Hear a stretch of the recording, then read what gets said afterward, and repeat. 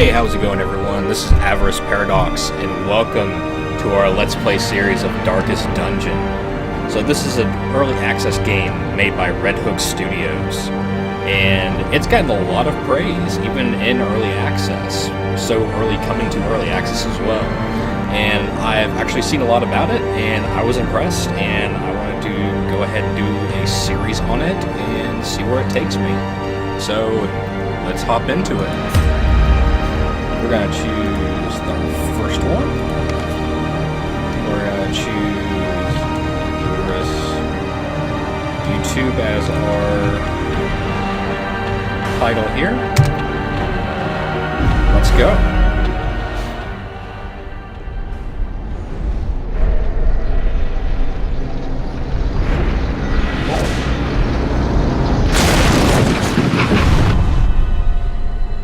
You will arrive along the old road. It winds with a troubling, serpent-like suggestion through the corrupted countryside, leading only, I fear, to ever more tenebrous places. There is a sickness in the ancient pitted cobbles of the old road, and on its writhing path you will face viciousness, violence, and perhaps other damnably transcendent terrors.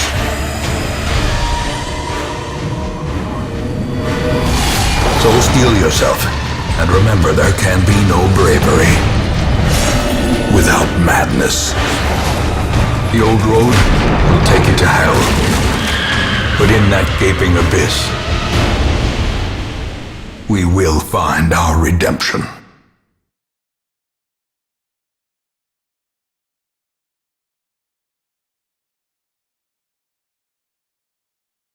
God, I love the cinematics in this game so far. They're all done in this very nice, gothic fashion. Okay, so this is the tutorial. So to move forth, click on another icon on the map display, and this will take you to the connecting hallway. Okay. So these are our people. Looks like we have a Crusader and a Highwayman. Crusader being our melee, Highwayman obviously being our ranged combatant. So let's go ahead and move forward. Brigands have run up these lanes. Keep to the side path. Indeed. The hamlet is just ahead. While in a hallway, press D to move forward and A to move back. If you prefer the mouse, you can click. Okay, so that's a mechanic in the game. It's called stress. Basically, underneath here, as stress accrues, once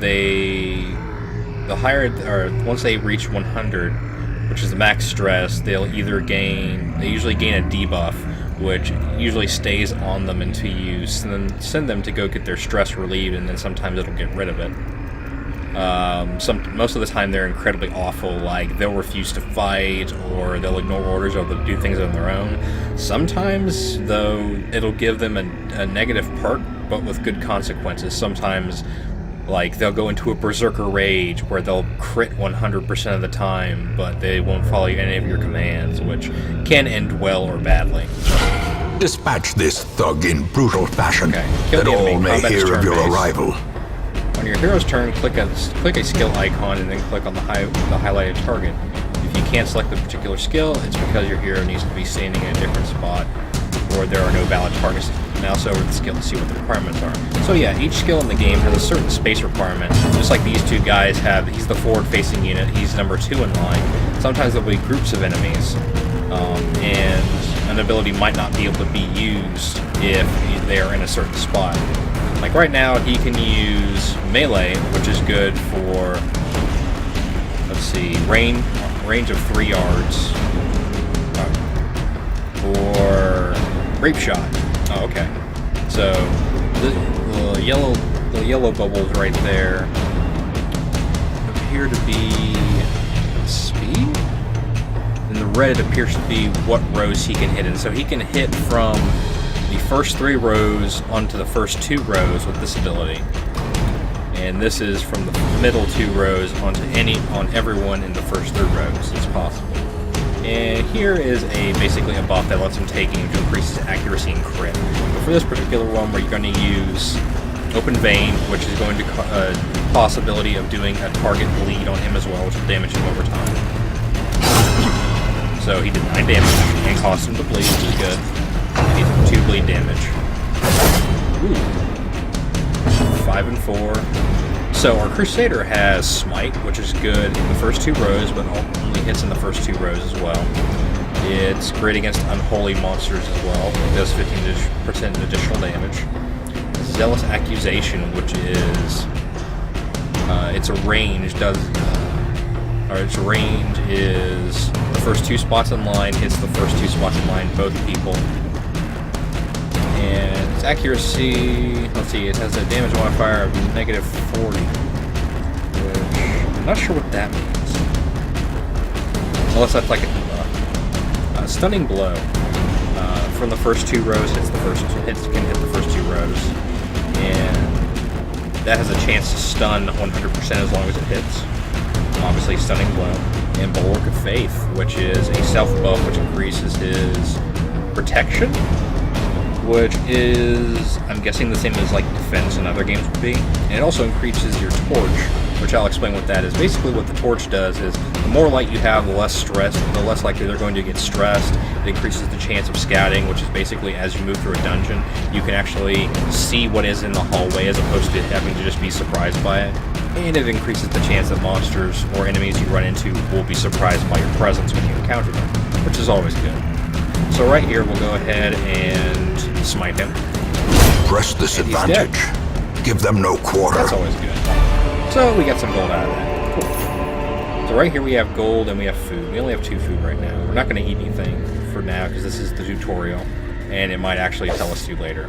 So interactable objects. While you're moving around, you can interact with things in the environment. Sometimes they will be trapped, sometimes not, depending on who you choose to actually interact with them.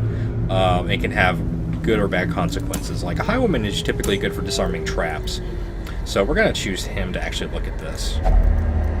Let's see what's inside. The brigands left valuables. Leave nothing unchecked. All the money. There is much to be found in forgotten places. Let's move on. And here's the door, I think. Yeah. An ambush. Send these vermin a message. So they were surprised. The rightful owner has returned, and their kind is no longer welcome. When an enemy gets surprised, they'll actually shuffle around in their lineup. The same thing can happen to us if we're surprised. We'll take stress, and we will sometimes be actually shuffled around. So this guy is interesting because he's a double-sized enemy, which basically means he takes up multiple spots in the line. So Grape Shot, which you usually hit all 3 enemies in the first 3 lines, will only hit him right now. I do believe. No, actually, we'll hit everyone. So he only takes up the first 2 spots. I thought he took up 3. So we're going to hit them with Grape Shot, and they dodged it. That's not good. I want to use Stunning Blow on him just because I think he'll be a problem. Actually, let me see. Yeah, I can't hit anyone in the 3rd row, so I might as well stun him. Oh, he resisted. That is not cool. So, Blanket Fire, that hit us for 2. And I think this time around, I'm going to use Grape Shot again. Hit him for 4, which is good. I need someone to hit on the back row. And I'm going to use Stunning Blast too, see if I can't keep him on. Wow, he is very good at it. Oh, okay, he has a stun resist is what it is. Okay, I wasn't thinking. I need to actually check the enemy's resistances before I do things like that. He's not that immune to bleed though, so I might do that next time. Zealous Accusation. To crit him for 14. Wow. And it also relieved our stress, which is good. It didn't relieve all of it, but it took some off. We're going to... I'm actually going to open him, that way it starts him bleeding. Now he's bleeding, so he's going to take damage over time. Hit us with Blanket Fire again. 2 damage. Rain of Whips again. I think that has a chance to bleed. It does. So we just got a bleed stack. Oof. They're just laying into us. So we're gonna do Grape Shot Blast again. Ooh, hit for 5. Nice. So we are bleeding now. Currently we don't have an active heal, which is fine. Which we'll probably get one of those later on another character. We're going to do Smite just to finish this guy off. The bigger the beast, and the greater the glory. Enemies in the line. If an enemy enemy in front dies, the enemy in the back moves forward, which makes him easier to hit. So Confidence surges as the enemy crumbles. Alright. We're going to take all that. And... yeah, it's a trap chest, so we have our highwayman selected, so I'm going to use him and see if we get hit with a trap. It is trapped. Oh, he was blighted, which is... it doesn't matter, because we're about to get out of this area anyway, so... click the exit dungeon. Actually, can we even loot the chest? No, I guess we can't because it was trapped. Alright, let's move on. So, we got quite a bit of gold, actually. We also got a quest reward of 5,000 gold as well. We got some emeralds, which are worth gold and jade. And experience is measured in resolve, so the more resolve they get, the better the chance they are of leveling up. And let's return to town. Welcome home, such as it is. This squalid hamlet, these corrupted lands, they are yours now, and you are bound to them. Alright, so this is the activity log. We unlock the ruins, which is basically going to be where most of our quests, if not all of our quests, take place. We have goals that we can do, such as fight certain bosses, and they do have these little snippets of dialogue over here, depending on how stressed they are. They'll actually reflect that. Let's see. Get help when you're where you may. Okay, so this is basically, let's see, contextual help. So press and hold H for contextual help for controls and that mode. Okay. So, let's look at the town overview. We've got a couple of different things, actually. We have the tavern, the sanitarium, the abbey, the guild, blacksmith, the nomad's wagon, and the stagecoach. The stagecoach is where we're going to be going to get new adventures as time goes on. It'll refresh its queue of different followers. The graveyard is where our followers go when they die. And each of these is actually a place where characters can relieve stress, except for these two. These two have to do with area progression, as well as this too, I believe. You go, like, certain characters will only relieve stress at certain places. So some of them will only get rid of stress at the tavern, some of them will only get stressed by praying at the abbey, some of them will only get rid of it if they go to the sanatorium. So let's go ahead and go to the graveyard since we're being indicated to do so. Most will end up here, covered in the poisoned me earth, either, Reynolds, me either. awaiting merciful oblivion.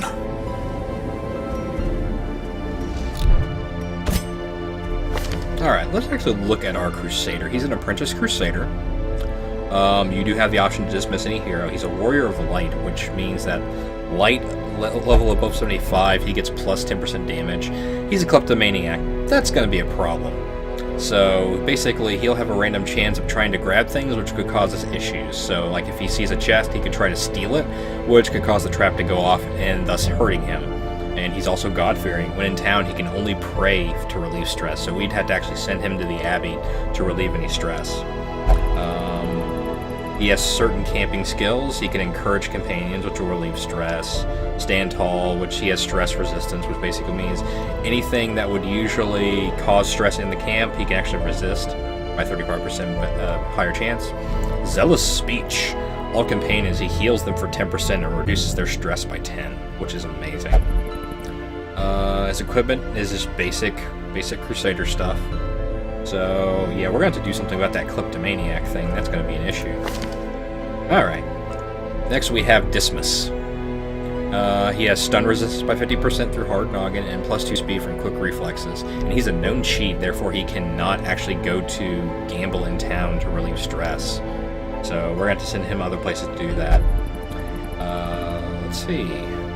His companion abilities are he can heal one companion for 20%. 33% chance to remove a target bleed effect. So if the target is already bleeding while we're in the dungeon, he can have a chance to remove that. Clean guns. He increases his range, damage, and crit strike whenever he uses this in camp. And bandit sense. Less likely to be surprised until next camp. More likely to surprise monsters until next camp. So basically, as we camp, he will decrease the chance we get surprised and increase the chance that the enemies will be surprised. Basically, he's getting prepared. He's getting some preparation done in the interim. Let's go to the stagecoach. And women and men, soldiers and outlaws. So there are a bunch of different classes in fools this game. and corpses. So All will we find get two their for way free. to us One of now them that the is a road is Plague clear. Doctor. One of them is a Seeker, which is more of a healer. Plague Doctor is more of a ranged DPS. Not quite a spellcaster, but very close. Let's see. Oh, these are upgrades for the stagecoach, which basically increases the number of people who will show up in a stagecoach arrival, and the number of heroes that can be actually housed in our barracks. We have a limited number right now. For the time being, I think I'll increase. Let's see, how many of these do we have? We have 20 of those. So we'll increase the number of people that can come in. More arrive, foolishly seeking fortune and glory in this domain of the damned. 2 of those. Let's look at our new character, shall we? Moby, the Seeker Plague Doctor. Quick reflexes, so 2 speed, and 4 speed during the first round. Satiomania, obsessed with food, so that might be an issue, I'm not sure though. And minus 10% disease resist, so basically he is more likely to be diseased if he is attacked by an ability that does disease. His camp abilities are Encourage, Leeches, which means he can heal target for 15% and remove poison, or at least has a chance to, and has a chance to also remove target disease. And self-medicate, that sounds distressing. Only use on self, reduces stress, and heals for 20%, removes target poison and bleed, and chance of removing disease. His abilities are Noxious Blast, which can be at the last 2 areas, and it hits the first 2 people in line. Has a chance to blight. Blinding Gas, which has a chance to stun and can hit the last 2 in a row, which would be good. And Battlefield Medicine, which is a heal, chance of a heal. Or it is a heal, 1-to-1, so it only heals for 1, but it also gets rid of Blight and Bleed on the target or self by 75% chance, so it's a good chance of doing that. And Disorienting Blast. Let's see, can hit from anywhere. Can hit in the last 3 rows, and can shuffle the enemy around, which could be very helpful, especially if you have an enemy in the back who's just being an absolute bastard, which we will run into quite a few of those if I recall correctly. So there's Moby, and we might actually go ahead and change the name of some of the characters in the interim. We can actually do that. Improved Balance, plus 15% move resist, so she has less likely to be shuffled. Backtracker, no stress penalty when walking backwards, which it's good. Hemophilia, minus 20% bleed resist, so she has a higher chance of getting bled whenever she gets hit by stuff like that, and she is also obsessed with food, so that could be a problem. Mace Bash is her first ability. It can hit in the first 2 rows, onto the first 2 rows. It's a melee ability. Judgment. It can hit from the back 2 rows and hit anyone in the first, in the 4 rows of the enemy. It can heal the party, or it can heal her, and does damage to them. That's good. Divine Comfort. It's a party heal for 1 to 2. That probably needs to be upgraded. And Illumination, which increases your torch, which is amazing, because you can do that in combat. And a minus 20% dodge chance on the enemy, which is fantastic. And it has a crit modifier, which is always good. Wound Care heals companion for 20%. Bless, 1 companion plus 10% accuracy and plus 10% plus 10 accuracy plus 10 dodge. Enchant, 1 companion if religious heals 15, if not heals 5, if religious reduces stress by 15, if not 5. So it's a religion-centric ability. So Phaeton, or Phaeton, I'm not sure. Alright, so that's our introduction for The Darkest Dungeon. We're going to make a cut here and do the next episode immediately after, so I'll see you in a little bit.